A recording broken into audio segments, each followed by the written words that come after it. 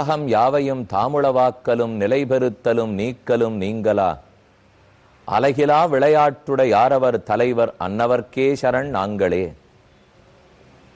திருமால் உலகத்தை விளையாட்டாக படைக்கிறார், காக்கிறார், தன்னுள்ளே அடக்கிக் கொள்ளுகிறார். தன்னால் படைக்கப்பட்ட இவ்வுலகத்தில் யாரால் எந்த ஆபத்து வந்தாலும் தன் பக்தர்களை காத்து கொடுக்கிறார். தேவர்களுக்கு அவ்வப்போது அசுரர்களாலும் ராட்சசர்களாலும் ஆபத்து நேரும். அதேபோல் திரேதாயுகத்தில் ராவணன், கும்பகர்ணன், இந்திரஜித்து ஆகியவர்களாலே தேவர்களுக்கு ஆபத்து ஏற்பட்டது. செய்குந்தா அருந்தீமை அசுரர்க்கு, அசுரர்களுக்கெல்லாம் தீமைகளை செய்கிறான், அடியார்களுக்கு தீமைகளை ஒழிக்கிறான். வைகுந்தா மணிவண்ணனேன்னு ஆழ்வாருடைய பாசுரம். செய்குந்தா அருந்தீமை அடியார்க்கு தீர்த்து அசுரர்க்கு தீமைகள் செய்குந்தா. அசுரர்களுக்கெல்லாம் தீமைகளை செய்து அடியார்களை ரட்சிக்கக்கூடிய பகவான். எப்ப தேவர்களுக்கு ஆபத்து வந்தாலும் திருப்பார்கடலுக்கு போய் அங்கே பெருமானிடத்தில் வேண்டுவார்கள். அங்கிருந்துதான் பகவான் அவதரித்து ஆபத்து ஏற்படுக்கும் ராட்சசர்களையோ அசுரர்களையோ ஒழிக்கிறான். இப்ப ராமனாக பெருமான் பிறக்க வேண்டும். அதற்கு வேண்டி ஏற்பாடுகளை செய்து பார்க்கிறோம். தேவர்களெல்லாம் பெருமானிடத்தில் வேண்டுகிறார்கள். அந்த கட்டத்தை இப்போது அடைந்துள்ளோம். நாம் இருப்பது பாலகாண்டத்தில் 14வது சர்க்கம். இங்கே அஸ்வமேத யாகத்துக்குண்டான ஏற்பாடு. ஓராண்டு குதிரை சென்று திரும்பி வந்தது. யாரும் அதை ஜெயிக்க முற்படவில்லை, அதை பிடித்து வைக்கவும் முற்படவில்லை. குதிரை திரும்பி வந்தபடியால் யாகத்தை வசிஷ்டர் தொடங்கினார். எப்படி யஜ்ஞ பூமி நிர்மாணம் பண்ணப்பட்டது, யாகம் பண்ண வந்து வேண்டிய மண்டபம் எப்படி செய்யப்பட்டது, இதெல்லாம் நாம் நேற்றே பார்த்தோம். இப்போது என்னென்ன வகையான ஹோமங்கள் செய்யப்பட்டன என்று கூறுகிறார் 40வது ஸ்லோகத்திலிருந்து. த்ரயோஹோஸ்வமேதா சங்கியாதா கல்பசூத்ரேண பிராமணைஹி சதுஷ்டோமம் அஹஸ்தஸ்ய பிரதமம் பரிகல்பிதம். 3 நாள் வெவ்வேறு ஹோமத்தை செய்தார். அதில் முதல் நாள் அஸ்வமேதத்துக்கு சதுஷ்டோமம்னு பெயர், 2வது நாள் உக்த்யம் என்று பெயர், அதிராத்திரம் ததோத்தரம் 3வது நாள் அதிராத்திரம்ங்கிற ஹோமம் செய்தார். காரிதாஸ்தஸ்ர தத்ர பகவஹ விஹிதாக சாஸ்திர தர்சனாத் ஜோதிஷ்டோமம் ஆயுஷி சைவம் அதிராத்திரௌச்ச நிர்மிதௌ அபிஜித் விஸ்வதித் சைவ ஆப்தோர்யாமோ மகாக்ரது. ஓரொரு ஹோமம் செய்யும் போதும் அபிஜித் முகூர்த்தம் கிடைத்ததா, அதே விஸ்வஜித் முகூர்த்தம் வந்ததா, உயர்ந்த முகூர்த்தம் இருக்கான்னு பார்ப்பார்கள். நம்ம காலத்தை பார்த்து நற்செயல்களில் ஈடுபடுகிறோம். கோவிலுக்கு போகணும், இருமணும், தும்மணும், இதை போலெல்லாம் எந்த ஜாதகமும் ஜோசியமும் பார்க்க வேண்டியதில்லை. ஆனால் யஜ்யம் பண்ணுறோம், ஒரு இஷ்டி யாகம், இன்னத்தை வேண்டி ஒரு யஜ்யம் பண்ண ஆரம்பிக்கிறோம்னால் அதற்குரிய காலத்தில் தான் அது செய்யப்பட வேண்டும். அபிஜித் முகூர்த்தம் இது வாமனமூர்த்தி அவதரித்த போதே விஜயாங்கிற முகூர்த்தம். அந்த விஜயாங்கிற முகூர்த்தத்தில் பிறந்ததை தான் உலகத்தையே வாமனமூர்த்தி திருவிக்கிரமனாக ஜெயித்தார். அப்ப இன்னென்ன முகூர்த்தத்தில் செயல்பட தொடங்கினால் வெற்றி கிட்டும், காரிய சித்தி ஏற்படும் என்கிற மரபு உண்டு. ஜோதிஷ்டோமம் செய்தார், ஆயுஷ்டோமம் செய்தார், பிராச்சீம் ஹோத்ரே ததவ். ஒரு யஜ்யம் செய்ய தொடங்கினால் 4 முக்கியமானவர்கள், ஹோதா, அத்வர்யு, உத்காதா, இது போன்றவர்கள் 4 பேரை பத்தி சொல்றார். பிராச்சீம் ஹோத்ரே ததௌ ராஜா திசம் ஸ்வகுலவர்தனகம். கிழக்கு திக்கில் ஹோதாவுக்கு வேண்டிய தானத்தை கொடுத்தார். அத்வர்யவே பிரதீச்சீம், மேற்கு பக்கத்தில் அத்வர்யுவுக்கு நிறைய கொடுத்தார். பிராமணே தட்சிணாம் திசம் உத்காத்ரே, அதுக்கப்புறம் உத்காதாவுக்கு அடுத்த திக்கில் கொடுத்தார். உதீச்சீம் தட்சிணேஷா வினிர்மிதா, உதீச்சி தசையில் அங்கேயும் தட்சிணை கொடுத்தார். இப்படி யாகம் தொடங்கிற்று. ஒரு யாகம் நடக்கிறதுனால் அதற்குரிய பயனை அனுபவிக்கக்கூடிய யஜமானன் முக்கியமானவர். இப்ப செய்யப்படும் இந்த அஸ்வமேத யாகத்திலே தசரதன் தான் யஜமானன். அவர்தான் பணமும் செலவழிக்கிறார். இந்த யாகத்தால் ஏற்படும் பயன், அதாவது புத்திர பேரு, அதுவும் அவருக்குத்தான் கிடைக்க போகிறது. யஜமானனை தவிர யாகத்தை நடத்தி வைக்கும் 4 முக்கியமானவர்கள். ஹோதா, அத்வர்யு, பிரம்மா, உத்காதா என்ன இந்த 4. ஹோதா ஒருத்தர் ஹோமம் செய்ய வேண்டும், உத்காதா அதற்குரிய மந்திரத்தையும் உத்கீதமான பிரணவத்தையும் ஒருத்தர் சொல்லி சொல்லி பாட வேண்டும். பிரம்மா எல்லா கிரியைகளும் ஒழுங்காக நடக்கிறதா என்று ஒருத்தர் மேற்பார்வை பார்க்க வேண்டும். இப்படிப்பட்டவர்களெல்லாம் சேர்ந்துதான் யாகத்தை நடத்துவார்கள். இவர்களுக்குரிய தானம் தட்சிணையை கொடுக்க வேண்டும். அதுதான் இங்க பார்க்கிறோம். கிழக்கு திக்கிலே ஹோதாவுக்கு கொடுத்தார், மேற்கு திக்கிலே அத்வர்யுவுக்கு கொடுத்தார், பிரம்மாவுக்கு தெற்கு திக்கில் கொடுத்தார், உத்காதாவுக்கு வடக்கு திக்கில் கொடுத்தார். அஸ்வமேதே மகாயஜ்ஞே ஸ்வயம்பூ விஹிதே புரா ஏவந்தத்வா பிரகிருஷ்டா அபூத் ஸ்ரீமான் இக்ஷ்வாகு நந்தனஹ. இப்படி அவரவர்கள் பெற வேண்டிய தட்சிணையை பெற்றுக்கொண்டு தசரதனுக்கு ஆசீர்வாதம் பண்ணுகிறார்கள். தயரதா, கவலைப்படாதே, உமக்கு சிறந்த பிள்ளை பிறப்பான். பவானேவ மகிம் கிருஷ்ணாம் ஏகோ ரக்ஷித்து மர்ஹதி ந பூமியா காரியம் அஸ்மாகம் நகி சக்தாக ஸ்ம பாலனே. இந்த கடல் சூழ்ந்திருக்கிற மண்ணுலகத்தை தயரதா, உன்னை விட்டால் ஆரால் காப்பாற்ற முடியும்? இப்படி உனக்கு பெருமை இருக்கும்போது உனக்கு மக்கள் பேர் இல்லாமல் போகுமா? அப்புறம் எங்களையெல்லாம் காப்பாற்ற போவது யார்? இப்படி தட்சிணை கொடுக்க போவது யார்? மக்களுக்குள்ளே பெரியவன் சின்னவன் வேறுபாடு இல்லாமல் அனைவரையும் சமமாக நடத்தி காப்பதற்கு உன்னை விட்டால் மன்னவன் இல்லை. ஆகவே கண்டிப்பா உன்னுடைய குலம் வளரும், உனக்கு சந்தான பிராப்தி ஏற்படும், கவலை வேண்டாம். அப்போது தயரதன் மொத்தமாக செலவழித்த கணக்கு கூறுகிறார். கவாம் சதசஹஸ்ராணி தசதேபியோ ததௌ நிருபஹ தசகோட்டிம் சுவர்ணஸ்ய ரஜதஸ்ய சதுர்குணம். கவாம் சதசஹஸ்ராணி 10 லட்சம் பசுமாடுகளை தானம் பண்ணாராம். எத்தனை ஏழை எளிய மக்களோ எல்லாருக்கும் ஒரு பசுமாடு கொடுத்தார். தசகோட்டிம் சுவர்ணஸ்ய பொற்காசிகள் 10 கோடி பொற்காசிகள் கொடுத்தார். ரஜதஸ்ய சதுர்குணம் வெள்ளிக்காசிகள் 40 கோடி வெள்ளிக்காசிகளை அள்ளி கொடுத்தார். ரித்விஜஸ்து ததசர்வே பிரததுகு சகிதா வசு ரிஷ்யசிருங்காய முனையே வசிஷ்டாய ச தீமதே.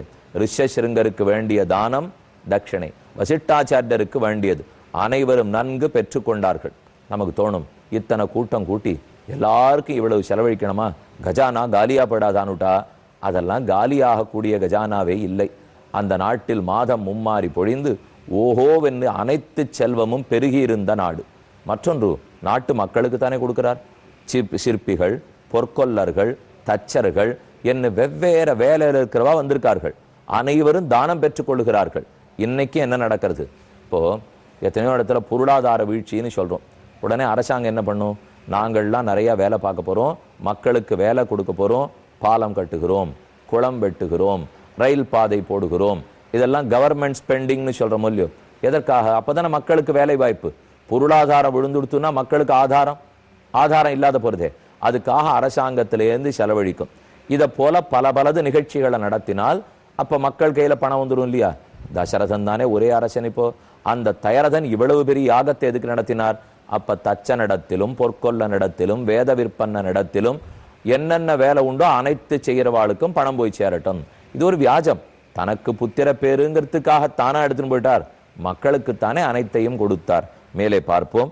குலஸ்யவர்தனம் தத்து கர்த்துமர்ஹசி சுவ்ரத ததேதி ச ச ராஜானம் உவாச துஜசத்தமஹ பவிஷ்யந்தி சுதா ராஜன் சத்வாரஸ்தே குலோத்வஹாஹ. அரசே, கவலைப்படாதே, உன் குலத்தை விளங்கச் செய்யும் பிள்ளைகள் 4 உனக்கு பிறப்பார்கள். சதஸ்ய வாக்கியம் மதுரம் நிஷம்ய பிரணம்ய தஸ்மை பிரயதோ நிருபேந்திரஹ ஜகாம ஹர்ஷம் பரமம் மகாத்மா தம் ரிஷசிருங்கம் புனரப்யுவாச்ச. வந்திருந்த அனைவரையும் தயரதன் வணங்கினான். அவர்களுக்கு நன்றி கூறினான். ரிஷசிருங்கரிடத்தை வணங்கி, நமக்கு புத்திர பேருக்கு வழி சொல்ல வேண்டும். அஸ்வமேத யாகம் முடிந்தது, இனி என்ன செய்ய வேண்டும்னு அரசன் கேட்கிறான். அடுத்து 15வது சர்க்கம். இந்த சர்க்கத்திலே தான் ராவணனை முடிப்பதற்காக தேவர்கள் அனைவரும் போய் திருமாலிடத்தே வேண்டுகிறார்கள். தேவர்கள்னு சொல்றோம், அவர்களை விட ரொம்ப உயர்ந்தவர்கள் நித்தியசூரிகள், வைகுந்தத்தில் வாழ்பவர்கள். நித்தியசூரிகளுக்கெல்லாம் தலைவனாகத்தான் விஷக்சேனர் எழுந்தருளி இருக்கிறார். தற்போது நாம் வந்திருக்கும் உயர்ந்த திவ்ய கஷேத்திரம் பொன் விளைந்த களத்தூர். இங்க இருக்கக்கூடிய ஆழ்வார் ஆச்சாரியர்களை இன்று சேவித்துக் கொள்வோம். விஷக்சேனர் எழுந்தருளியுள்ளார். அனைத்திடத்திலும் சேனை நிரம்ப இருப்பவர். பெருமான் ஆணையிடும் ஒன்னொன்னையும் நடத்துவதற்காக உதார வீக்ஷணைகின்னு ஸ்தோத்திர ரத்னத்திலே ஆளவந்தார் சாதிக்கிறார். என்னென்ன காரியம் வேணுமோ பெருமாள் கண்ணாலேயே அனுமதி அளிப்பலாம். உலகத்துல பிரம்மாவை மாத்திர வேலையை கூட விஷக்சேனர் தான் செய்கிறாராம். அவரை சேவிச்சுக்கிறோம். பக்கத்துல விஷக்சேனராலே உபதேசம் பெற்ற ரகசியத்திரயத்தையும் பெற்ற நம்மாழ்வார். பிரபன்ன ஜன கூட்டஸ்தர். திருவாய்மொழி 1102 மேலும் 3 திவ்ய பிரபந்தங்களையும் பாடினவர். ஆழ்வார்களுக்குள்ளே தலைவர். நம்மாழ்வாரை சேவித்து அடுத்த அருகிலே எப்ப நம்மாழ்வார்னு சொன்னாலும் பரகாலம் கலியன் எழுந்தருளி இருப்பார். இங்கேயும் நம்மாழ்வாரை சேவிச்சுக்கிறோம், கலியனை சேவித்துக் கொள்கிறோம். பக்கத்தில் பகவத் பாஷ்யக்காரர் ராமானுஷர்ங்கிற புகழ் பெற்றவர். உலகத்தையே தன்னுடைய கண் பார்வையாலே திருத்தி அனைவரும் திருமகள் கேள்வனுக்கு ஆட்புரிய வேண்டும், எல்லாரும் பெருமானுக்கு பக்தர்களா இருக்கணும், சரணாகதி முக்தியை பெற்று கொடுக்கும் என்று ஸ்தாபித்தே கொடுத்தவர். பக்கத்தில் பல ரகசிய நூல்கள், 28 ஸ்தோத்திர கிரந்தங்கள், பிரபத்தியை நிர்தாரணம் பண்ணுவதற்காக ஞாச தசகம், ஞாச விம்சதி, ஞாச திலகம், சரணாகதி தீபிகை, இது முதலானவர்களை பாடி கொடுத்த ஸ்ரீ வேதாந்த தேசிகன். அவரை சேவித்துக் கொள்கிறோம். இன்னும் அருகிலே இந்த திவ்ய கஷேத்திரத்தை ஸ்தாபித்து வெகு நாட்களாக ரட்சித்துக் கொண்டு வரும் ஸ்ரீமத் அழகிய சிங்கர் ஆதிவன்ஷடகோபஜீயர், அந்த சுவாமியை இங்கே சேவித்துக் கொள்கிறோம். ஆழ்வார்கள், ஆச்சாரியர்கள் இவர்களை முன்னிட்டு கொண்டுதான் மேல ராமனை நாம சேவிக்கணும். ஏற்கனவே அபய வெங்கட வரதரை சேவிச்சிட்டோம், அதற்கு முன்பாக பட்டாபிராமரையும் சேவிச்சிட்டோம். இப்ப போய் இன்னைக்கு ஆழ்வார்கள் எல்லாம் சேவை பண்ணி வைக்கிறீரே, இனிமே எந்த பெருமாளை சேவிக்கணும்னா தர்பசயன சேதுராமர் இருக்கிறார், அவர் என்ன நம்ம சேவிக்கிறதுக்கே போலையே, அது அடுத்த நாள் சந்திக்கும் போது செல்வோம். தற்போதைக்கு எல்லா தேவர்களும் திருப்பார்கடலுக்கு போய் பெருமானிடத்தில் வேண்டுகிறார்கள். மேதாவீது ததோத்யாத்வா சகிஞ்சிதிதம் உத்தரம் லப்த சம்யஸ்ததஸ்தந்து வேதஜ்ஞோ நிருபம் அப்ரவீத் இஷ்டிம் தேகம் கரிஷ்யாமி புத்ரியாம் புத்திர காரணாத் அதர்வ சிரசி புரோக்தைஹி மந்திரைஹி சித்தாம் திரிதானனஹ. அப்போதுதான் ரிஷசிங்கர் கூறுகிறார், ஹே தயரதா, உனக்கு இஷ்டியாகம் செய்யப்பட வேண்டும். இஷ்டினால் ஒன்றை விரும்பி அந்த ஒரு தனி பயனுக்காக செய்யப்படும் யஜ்ஞம். இனி அதர்வண வேதத்தில் சொல்லப்பட்டிருக்கும் உயர்ந்த மந்திரங்கள், அதை கொண்டு இஷ்டியாகம் செய்கிறேன், கண்டிப்பா உனக்கு பிள்ளைகள் பிறப்பார்கள் என்று சொல்றார். பகவன் ஸ்வத் பிரசாதேன ராவணோ நாம ராட்சசா அப்ருவன் லோககர்த்தாரம் பிரம்மாணம் வச்சனம் ததா. இப்படி இங்க யாகம் நடந்து கொண்டிருக்கும் போது காட்சி மாறுகிறது. காட்சியை திருப்பார்கடலுக்கு எடுத்து செல்வோம். இந்த பக்கத்துல இனிமே தான் பகவான் அவதரிக்கணும், அதுக்கு வேண்டி யஜ்ஞம் நடந்துட்டு இருக்கு. இனிமே பாயசம் கிடைக்கணும், மனைவிகளுக்கு பிரிச்சு கொடுக்கணும்.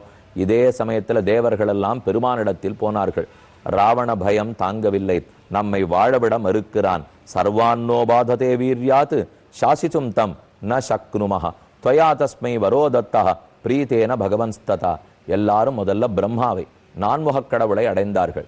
உம்மை குறித்து தான் ராவணன் தவம் இயற்றினான், நீரும் ஆனந்தமா அவனுக்கு எங்கும் மரணமில்லை, எப்படியும் மரணமில்லை, யாராலும் மரணமில்லைன்னு கொடுத்து விட்டீர்.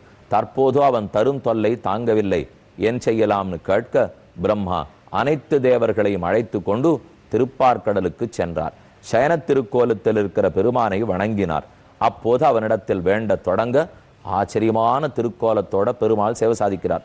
அதை சொல்றார், ஏதஸ்மின் அந்தரே விஷ்ணு உபயாதோ மகாத்யுதிஹி சங்கசக்கர கதாபாணிஹி பீதவாசா ஜெகத்பதிஹி வைனதேயம் சமாருஹ்ய பாஸ்கர ஸ்தோயதம் யதா.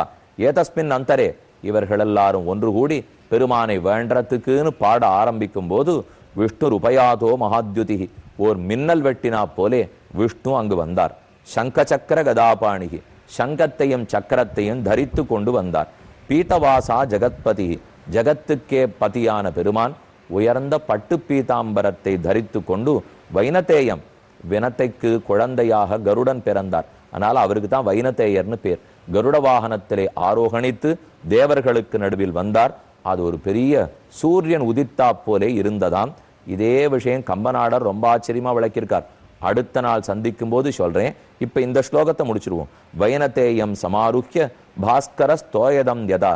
எப்படி ஒரு கருப்பு மேகம், அதற்கு நடுவில் பளீர் என்று மின்னல் வெட்டினால் இருக்குமோ, பெருமானுடைய திருமேனி கருநீல வர்ணன் தானே, அவரே மேகசியாமளன், மேகவண்ணன், முகில்வண்ணன். அப்படி பெருமாள் தோற்ற அனைத்து தேவர்களும் கைகூப்பி ஸ்தோத்திரம் பண்ண ஆரம்பிக்கிறார்கள். கேட்போம்.